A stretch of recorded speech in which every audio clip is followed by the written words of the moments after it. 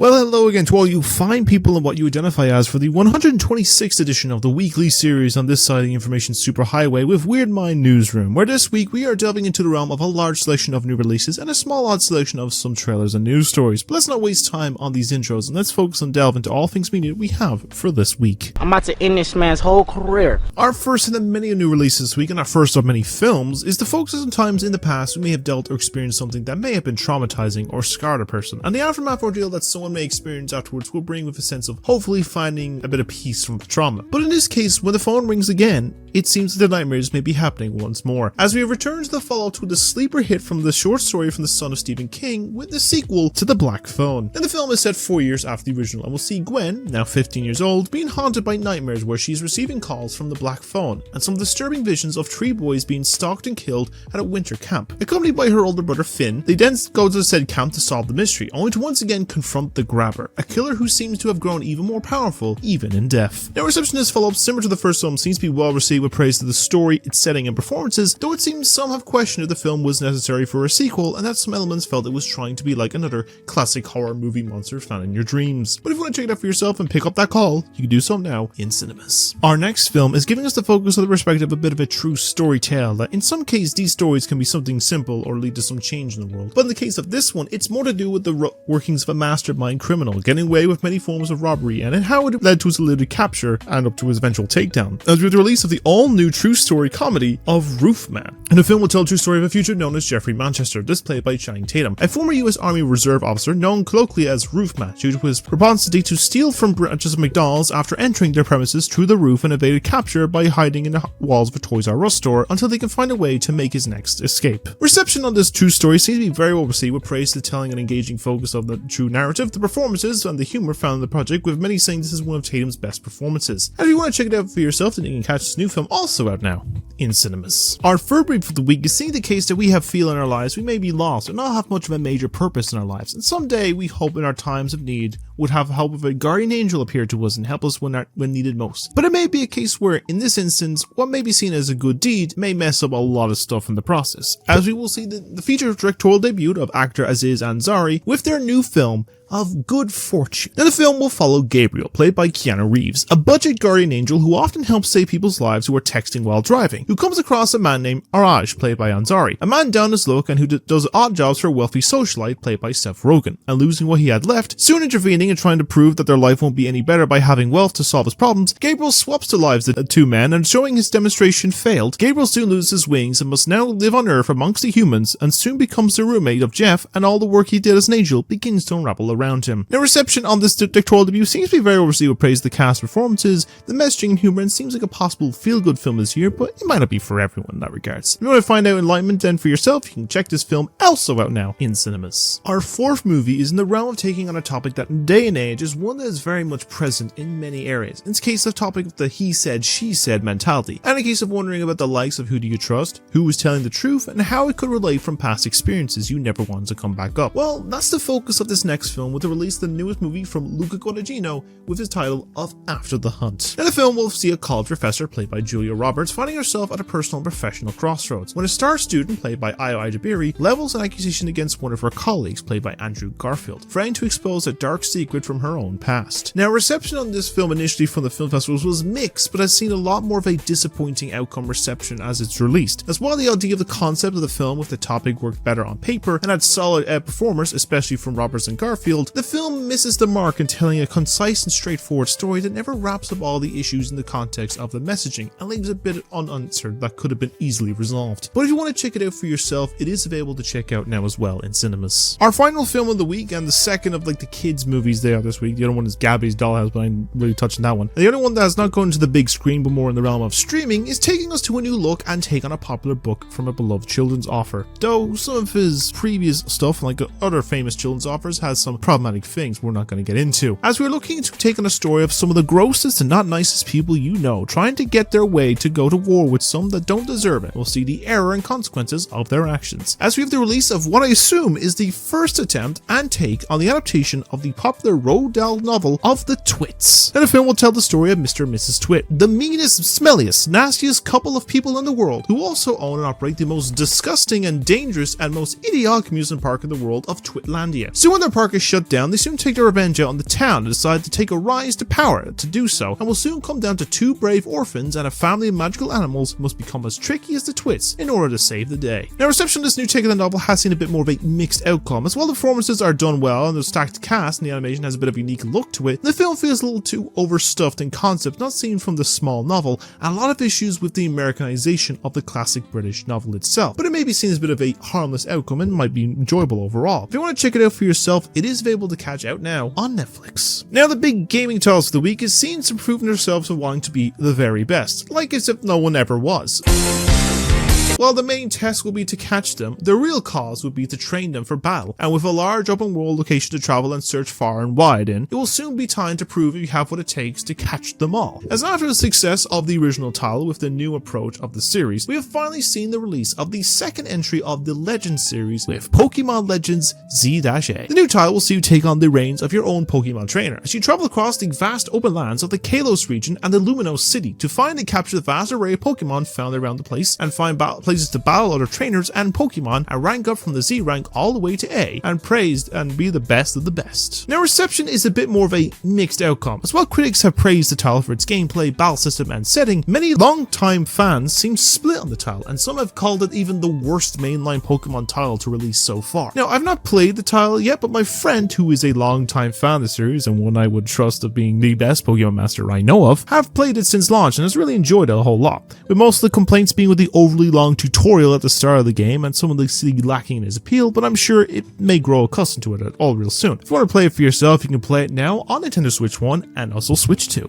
As for our second game this week, it's time to do some dancing, as we're feeling the focus on one thing, that's the ideal to be in the mood for dancing, but not sure for romancing. As it's time of year again, as we have the release of the 2026 edition of the Just Dance series, which of course sees return of the popular series with focus of some all new tracks and moves to dance to include love songs from Lady Gaga, Smash Mouth, Chappelle Roan, Post Malone, Sabrina Carpenter, and a whole more in over 40 tracks of new and classics to groove along to. Now reception of this title has seen some decent reception as always, with praise to the songs and fun for the whole family and friends to get behind, though it seems to be the same issue still consists of noticeable bugs and many wanting a bit more of a technical overhaul to the add-up to upgrade to it as it is. But if you're on the bit of title for yourself to have a bit of a dance to, then you can play it now on PS5, Xbox Series X and S, and Switch 1 and 2. Our last game in focus for this week is the realm of all the zany wacky titles created by the minds of a studio that makes some quirky ones, from a detective who is a skeleton, a game about the greatest rock legend of all time, and the games of a small kid who runs away from the circus who wants to be a hero that has the power to read minds and enter them as well, is bringing us a new title with the main new character will be a tall beacon that lights the way out to sea, as we have the release of the all-new game from Double Fine Studios in the form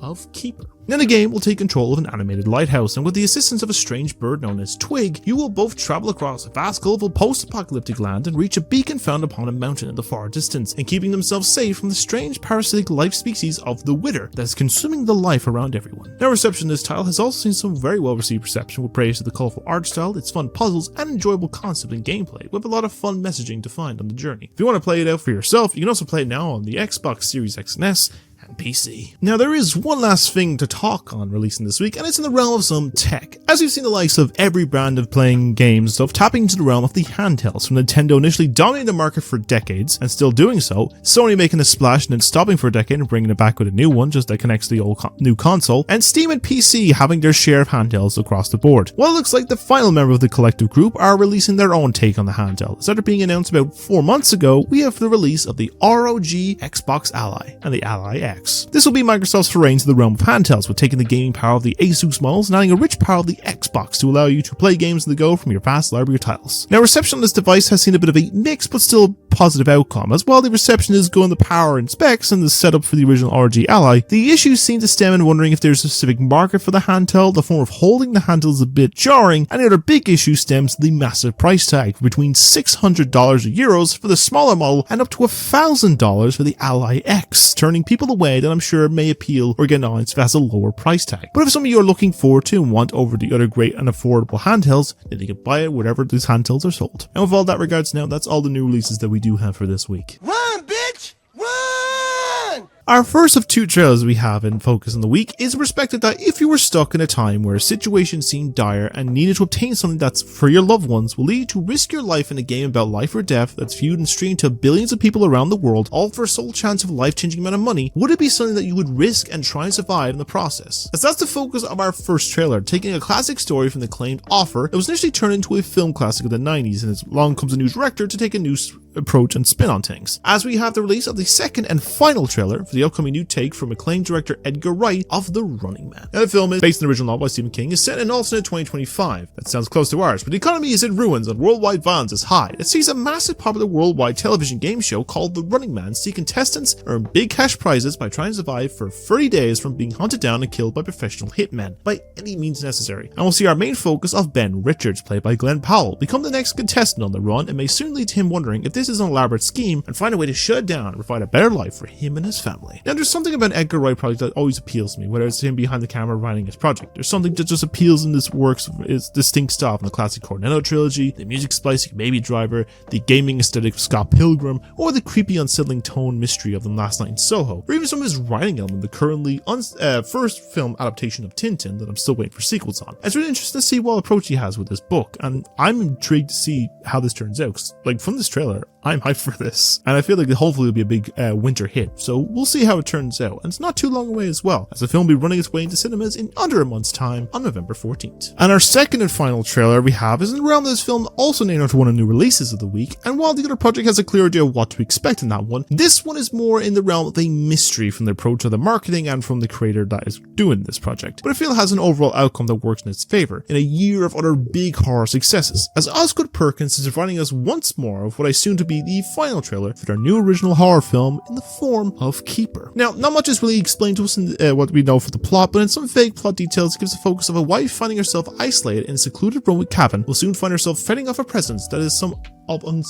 unspeakable evil. Now, it's a dying trend where the likes of a film can interest you without telling you too much of what is happening, or keeping things vague and cryptic. And I feel it will appeal more with this day and age. We get some trailers of footage that feels a bit too lengthy or tell too much and show way too much in that regards. But I feel it may be something that when they do it right, it helps to appeal to a bigger audience and hopefully will stick the landing and appeal and the unsettling nature, especially with the glimpse of whatever that thing is they are fighting against in this trailer. But I guess we'll see what it all comes about when the film releases in the cinemas also on the 14th of November. And with all that regards, that's all the new trailers that we do have for this week as well. Now, initially I was going to have a week that was actually very quiet in news. I was not going to have anything to really talk on for this section, but there was a few little news stories in relation to some casting additions that were unveiled this week that I can at least delve into. So let's focus on what was announced. And we start off with the one that I give a quick update to one I talked about last week, which is on casting changes, which is to do with the initial reported from the Passion of the Christ sequel, where I discussed that both Jim Caviezel and Monica Bellucci were both confirmed not to be involved with this upcoming sequel, where initially it was seen as scheduling issues, but this was also properly confirmed now. It was to do with some production cost savings, as it would have been heavily increased from the use of visual effects for the de-aging of the two actors. And from there, a search for a new pair of leading stars was started from that. And it was not too long after that we got the confirmation of their replacements, as confirmed on Monday or Tuesday that Jesus will now be played by Finnish actor Jaakko Octino, and that Mother Mary will be played now by Cuban actress Mariella Garrick. I feel in all sense it makes sense to cast younger for the follow-up, as it would keep them close to the age the original actors were when they made the original 20 years ago, and for the figures they're playing as well, and it feels they expect to occur in this form. It'd be interesting to see what will come of these performances and help them to see a rise in their careers as their big breaks. They haven't really done like major blockbuster films or stuff that are big ones that many people know, but I'm sure maybe this might help branch them out more. But I'm sure we'll see how it all comes about with the release of the film, the two-part follow-up in about 2 years' time around Easter 2027. Next in the focus of casting reports was with the update to some new additions being added to the overlong production for the third and presumably final season of the popular HBO series of Euphoria. As the season is finally underway in filming and production and is set for release in the spring of next year, and will have the usual fare of some cast making return, the likes of Zendaya, Sydney Sweeney, Hunter Schafer, Jacob Elordi, and others from the first 2 seasons. But it was confirmed that we have an array of more coming to this new one, with 18 new additions for this third season, with some familiar faces and one that I'm wondering if it feels necessary with how that comes about. The new additions for this new season include Gideon Adon, Bill Bodner, Colleen Cam, Daniel Deadweiler, Homer Gear, Jessica Blair Herman, Natasha Lyonne, Hemke Madeira, Kawami Patterson, Patterson, Matthew Willig, Sam Trommel, Jack Topolin, Madison Thompson, horror director Eli Roth, Kaylin Rice, Bella Pedores, Rebecca Pidgeon, and the one I question the most with is YouTuber Trisha Paytas. Now, there's quite a few new names popping up in this follow-up that I feel if we're being reported as a possible final season, if there's much of these will have a lot to do or how they will interact with the original narratives of the characters from the first 2 seasons, but I guess we'll see by the time the production releases next year and who they will play, but I'm sure if any confirmation of who they are involved with or who they're playing with, I'll probably bring up in a later episode or something like that. As for the last of the casting discussion we have in this week, the one is more than a rumored but not fully confirmed one yet, but there's talks of a new project in the works of taking another classic cartoon and giving it a live action treatment. It's not to the usual suspect of Disney, but rather we're tapping into the vault of the cartoons of Hanna-Barbera, as there's talks that Jurassic World director Colin Trevorrow is making a live action film based on the classic cartoon of the Jetsons. Now, nothing major has been discussed as of yet, but it seems they may have already started casting the main family, and the first is with the father figure, with it currently being in talks that comic legend and Dr. Eggman himself of Jim Carrey has been eyed for the role of George Jetson. Now, since I would be intrigued to see what they would make of this property, as is the case the series has been one of the more dormant of the WB cartoons compared to the counterparts of like Scooby-Doo and the Looney Tunes, and will be in the approach of dormant series like their counterpart of the Flintstones, so I'd be interested to see what they would make of this prospective futuristic world it is focused in and what else would make up the cast of Jane, Judy, Elroy, and the other familiar faces of the series. Now, at the moment, it's still just in the talking phase, and no word has been made yet as the other cast, but I'm sure if there's any new updates come about, I'll provide that in a later episode as well. But what do you make of these castings? Do you see either of these new leads doing well as the biblical figures? Do you see any of the new cast for Euphoria as appealing? And would you be down for Jim Carrey in a live-action Jetsons film? Let me know what you think down below in the comments. We can talk all about them there, but with all that regards, that's all the news that we do have for this week. Gotta catch 'em all! Pokemon! Now, with all that regards, that ends episode 126 of Weird My Newsroom, and I hope you enjoy the ever weekly ramblings of my face. Anyways, let's delve into quick updates of what to expect in the channel. So, reviews wise, I am going to get to editing more of the 3 snack size box offices one. I'm also going to add maybe 1 or 2 other ones to the short ones. This is in regards, I think one of my add is one battle after another. I did see it last week, I forgot to mention it. I enjoyed it. Like, there's some bits I have a bit hit or miss on. I might need to give it a second watching it, but I'd probably give a quick snack size box office on because I probably don't have too much to really talk on it much in that regards, but I'll try and do my best I can with that one. Then the likes of Last of Us will come out, and there are going to be some little long form ones as well. I'm going to get into it like just for this Christmas period or winter period in that regards of like, you know, doing Wicked and like other ones, stuff that I promised to do a list of. I'll have a look for my list and other ones I had initially planned that I'll probably do, like some series and stuff like that. I am going to do Has Been when it comes out and do once season 2 is fully done, but we'll see that regards. They're all coming, so look for them. Gameplay wise, I'm going to have DK Bonanza part 3 hopefully up by the time this episode goes out, which should hopefully be done by tomorrow, maybe on Monday or Tuesday for this episode, and then whatever case, but we'll see in this perspective anyway. I also have recorded the first of some Halloween horror ones, and the first one I've recorded is the first part of Little Nightmares 1. I'm going to try and do the first 2 games, maybe do Quiet Place, and probably Alien Isolation. Maybe Outlast 2 as well. I'll see if I can fit all them into like the Halloween period, but I'll try and record some during the week in that regards. In that case, we'll go back to the likes of Star Wars and Mario Wonder and Cyberpunk and all those other ones. They're going to come along eventually, as well. In case going to start some other ones like Ventilate and every bits and pieces of that, so go support those games and go support Bentley especially. In the case of some long form stuff, Horror Most Board is going to come along, Rewatchathon's going to come along. I have the next Lego Time-Lapse one done, which is Optimus Prime. I think I'm going to do a smaller one for the next one, and then I have a few other ones that I have in mind to build, but I'll probably build on that and get like an opinion vote on some of that. But anyways, I think with all that regards now, I'm going to leave it there for now. As always, if you'd like to see me or want to see more from me, send me a like and subscribe. So I upload new stuff every single week. I'm hoping at least now for the aim of the end of this year to get to 500 subs. I feel in the case of 1,000 subs might be a bit of too much of a stretch for the end of this year, but 500 might be doable. I'm about 25 off, so any support we appreciate it from all those fans and, you know, people that are stick around all the time. I appreciate every single one of these. Let me know your thoughts on everything discussed this week, from the extensive list of new releases, your thoughts on the 2 trailers, and the news stories as well. Your thoughts on everything. I'd love to hear your thoughts down below and we have a chat about them. But with all that regards, I think I'm going to end there for now. So as always, you all stay wonderful people. Have a great day every day, doing many great things, and keeping you because no one else can do what you do. And also take care of yourself because mental health is very important stuff, especially as you enter into the winter months. Anyways, I've been your host, Sam, and I shall see you all in the next one. So take care, and I'll see you later.